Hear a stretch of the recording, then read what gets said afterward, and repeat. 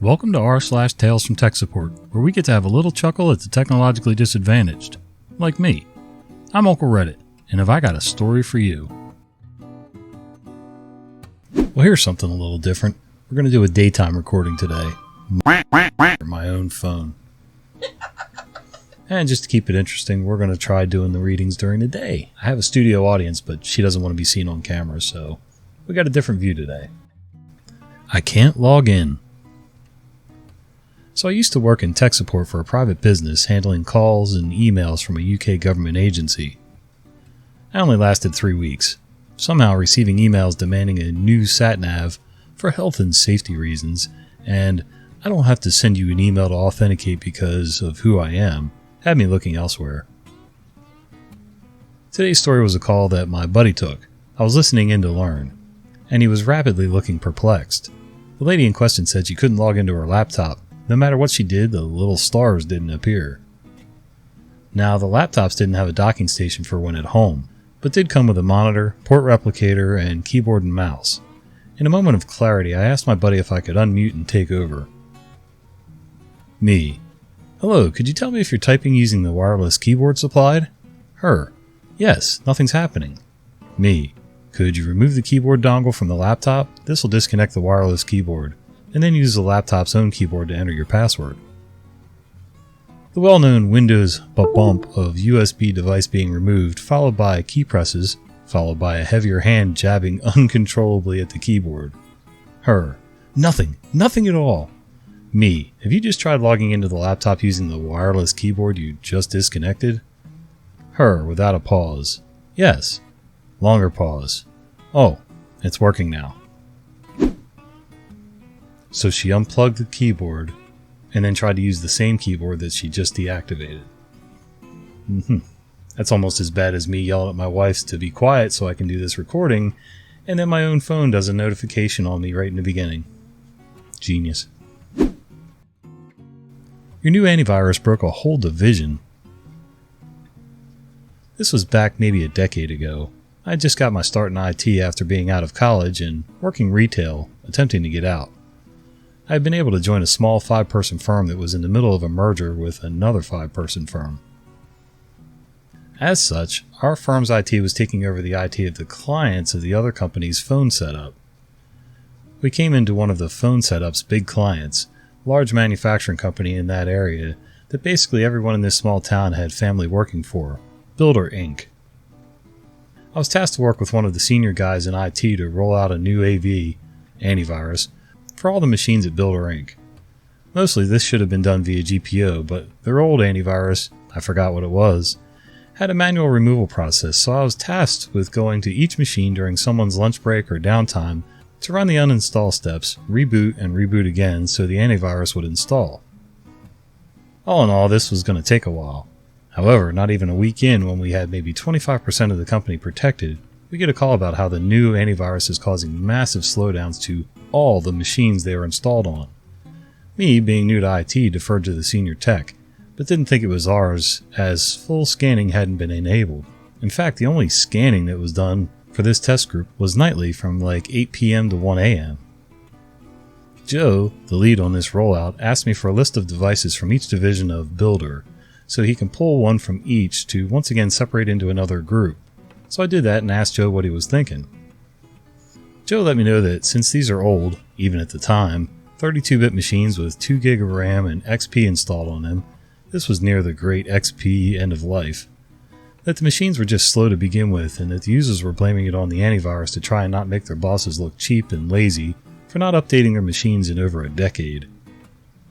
I get Joe the list and he makes a new group with some different settings. We wait a week and have a meeting with the client, including one of the shift managers, Hank, who had been yelling the loudest about how the new antivirus was making things slow. I don't recall it verbatim, but part of the conversation went like this. Joe. So, Hank, how's your machine been running this past week? Hank. Fantastic. I told you that new virus software you put on was slowing us down. We need to go back to that old software as it doesn't keep us from slowing down. Joe, are you sure about that? You're absolutely sure that compared to last week everything has been running faster? Hank. Yup, it's like night and day, Joe. I don't recall the rest of the meeting, but after Hank left, Joe let the higher-ups know that the only change he did was remove the icon on the taskbar showing that the antivirus was on, and that all other scanning settings were the same. He even brought up the policies he created, and the only difference was the show icon button was unchecked. We did eventually have to upgrade those machines ahead of the XP end-of-life deadline because of the antivirus, but that was down the line, and after an upgrade and is another story. Yup, the placebo effect is real. So I used to work soundboard at a church, and the lead singer, loved the guy to death. Nothing personal. But he used to really be, I don't know if it was an ego thing, a hearing thing, or some of each, but he always used to want his monitors cranked way up. He had a hard wall behind him, drywall and wood, and so that reflected sounds from his monitor out into the audience. Well, the problem with that is, then I can't turn the house speakers up because he's blaring, his monitor's blaring a reflection back into the crowd. And I was getting frustrated because I had to turn one down to turn the other up to kind of get some sort of decent balance in the room. Well, the guy that was teaching me how to do soundboard at the time showed me a little trick. And he says, "Watch this." So the next time the lead singer says to crank it up and he's getting kind of irritated at it, the guy that was helping me says, "Hold on." He reaches over and he puts his finger on the button, the monitor button, and stares at the guy, and he's nodding his head and he's going like this, thumbs up, thumbs up, thumbs up, like he wants to raise the volume, until he finally says, "That's it, perfect." This guy had just sat there with his finger on the knob. He never turned anything, he didn't push anything, nothing. He just sat there looking like he was holding this button. That was one of the best days of my life. Something's wrong with the printer. Currently, I'm doing my apprenticeship in a local town hall in Germany to become a sysadmin. My final exams are coming up next year, so I'm pretty much aware of what I'm doing. Working for the government isn't really challenging. Most of the time you help coworkers with simple stuff like how to use your second monitor, replacing broken hardware, or updating the servers. Really simple work if you ask me. Right now we've got elections coming up and you can do a postal vote. We've set up a special office for this. This office got a PC, a printer, and a barcode scanner, so my coworkers don't have to type every name by hand. The barcodes are on the polling cards people get per mail. One of my coworkers called me that she had some issues with the printer. It just won't work. She claimed that if she used the barcode scanner, the printer won't work, which didn't make any sense. The only issue was that the printer wasn't set as a standard printer. I set it as a standard printer and told her to try again. She refused because she didn't want some important documents printed elsewhere, which is understandable because it contains sensible data. It only tried to print it into OneNote, which she also didn't understand. My coworker just refused to see that I fixed the issue and wanted one of the other IT guys to come because she apparently can't trust me because I'm still an apprentice. That one colleague she tried to call wasn't available, so after half an hour of waiting and talking her into it, she finally tried it again. She was a bit shocked that it magically worked and we could move on. But she was still convinced that the barcode scanner was responsible for the issue. I sort of get it. It's hard to trust the new person on the team. You're used to working with other people and you know their experience and you build a rapport and trust with them. The new guy, new girl, sometimes it's hard to gauge. That comes with time. Because that's the way I was trained. I was a temp worker at a government office. I was a clerk, filing, forms, mail, etc.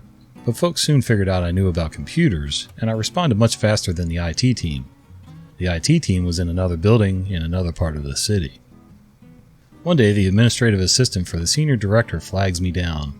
"My computer's very slow. Can you look at it?" Wow, this machine is old. Still running plain old DOS. Early 90s, not unheard of, but every other system in the building was running Windows. I started looking around to find the root directory. It's filled with temp files.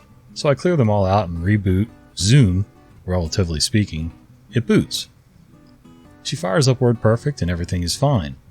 A couple weeks later, same thing. This time I stuck around to see her work. She starts WordPerfect, types up a document, prints it, and shuts off the computer. She grabs another set of notes, starts up the computer, types up the document, etc., etc. I try to convince her to do saves and not to shut off the computer every time. Nope, that's not how she was trained so long ago, and she's not going to change. I'd already done time in the trenches of tech support, so I knew arguing with a long-term senior administrative assistant was not worth my time. So I created an auto-exec bat file that deleted the temp files on every startup. She never bugged me again. Yeah, us old people can kind of get set in our ways. I have gotten better over the years. I mean, look at me. I'm shooting YouTube videos. I learn something new every day about videos and sound, lighting, such as it is. But, hey, I learn, I improve over time. I even knew carpenters who refused to use power tools right up until the time they stopped doing carpentry. They pretty much used hand planes, hand saws, even those brace and bits, the hand drills for drilling holes. It was amazing. So many desktop files. This happened recently. I work as a systems/network engineer, but I do a solid amount of Tier 2 troubleshooting. So I get a call from our hardware guy who's a great guy, but not the best troubleshooter. He's replacing someone's computer. He does a profile restore from the old computer, which copies down desktop, documents, etc. And when he gave it to her, she complained that it was incredibly slow on login, and when they logged in, it was taking a long time for things to load, etc. She also mentioned she couldn't see the files on her desktop. He calls me up for some guidance, so I remote into the computer, and sure enough, nothing's showing on the desktop. The computer is definitely crawling too. I look at Task Manager. Nothing seems to be particularly high as far as usage. Navigating into File Explorer, I go to the user's desktop folder. They had over 2,600 files on their desktop. Apparently, Windows finally got fed up and decided it just can't handle loading that many files at login. I promptly highlight all the files and put them into a new, old desktop folder, then reboot the machine. Of course it logs in like a dream, and the remaining 7 folders that I left show up on the desktop. I've been in IT for 10 years, and it never ceases to amaze me that someone would think having 2,600 plus items on their desktop wouldn't be a problem. I don't even understand how this person worked before on their old laptop with that many files. Alright, confession time. Up until recently, like I'm talking months, up until recently, I myself have been guilty of overloading my desktop. And when I say overloading, I mean everything I saved had a file folder on the desktop. In fact, some stuff didn't even have a folder. It was just thrown on the desktop. It was an easy search for me. You know, all my print files from my other business, invoices, artwork, you name it. Part of the problem is nobody ever explained to me what keeping all those files on the desktop actually did, why it slowed down the computer. To expect somebody who doesn't work with computers to know that, I can kind of give them a pass. That's not something really intuitive, quite honestly. To most of us who are really not that deep into tech, we really just think the desktop is just another file system, basically. The New Guy Chronicles, Episode 1. These are the stories of the new guy. All of what you are about to read is true. I write you these tales in myrrh of woe and entertainment and anger with as much accuracy and as little embellishment as I can manage. Many conversations are written as best as I can remember them from my notes and memories about the incidents they describe, but the heart of what you're about to read is as true as I can make it.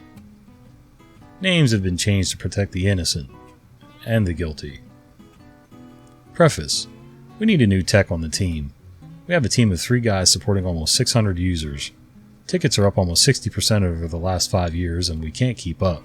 On top of that, we have to migrate almost 500 workstations from Windows 7 to Windows 10. How are we supposed to find the time to do that? My director, Laurie, looked at me tiredly. We'd had this conversation many times, and the answer had always been no. I hoped this time would be different, but I knew not to hold that hope too strongly.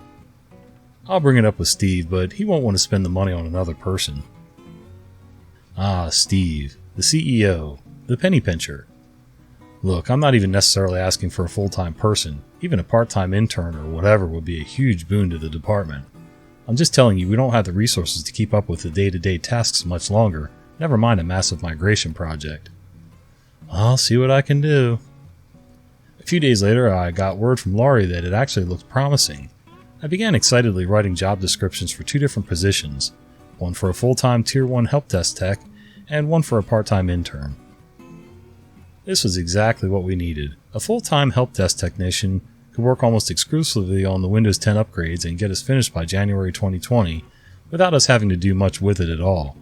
Part-time intern could at least take most of the burden off the main team. I sent the job descriptions over to Laurie the next day. A few hours later I got the call. We're definitely getting our guy. That's fantastic. Are we getting someone full-time or part-time? Full-time. Awesome. Did you take a look at the job descriptions I sent over? Do you think it needs any changes? The briefest of pauses. Well, oh no. No good can come of this. He's already picked out, actually, she continued. Whose kid is it? Was it that obvious? Yes, whose kid? Sherry. The director of HR? You've got to be kidding. Surely she knows better than this. Alright, I'll get with her. A few hours later. Hey, Sherry, I understand your son will be starting with us soon? Yes, his name is Jordan. Now, you'll have to teach him because he doesn't have much experience, but he's very smart and he loves technology. We'll teach him whatever he needs to know. That's great. He'll start in a few days, and don't worry, he'll be treated just like any other employee. Day 1. The arrival. 7:50 a.m.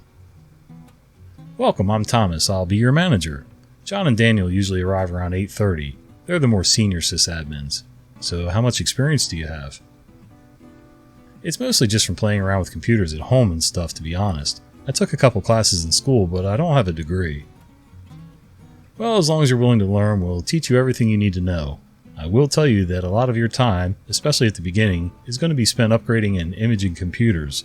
It's not going to be particularly fun work. All of the computers here are still on Windows 7, and we need to be on Windows 10 by January 2020. Along with imaging them, you'll be upgrading a lot. Some of them are over 10 years old, and we'll be adding RAM and upgrading them to SSDs. 10 years? I can't believe you have modems that old. And so it begins, the new Guy Chronicles. Well, hopefully we'll get to read about Chapter 2 soon. Hey guys, do me a favor. If you get a second, check out these videos right here. I think you'll enjoy them. And if you haven't already, can you give this video a like? Maybe subscribe to the channel if I've earned it? And click that little bell icon so you don't miss the fat guy with the beard telling you stories. See ya!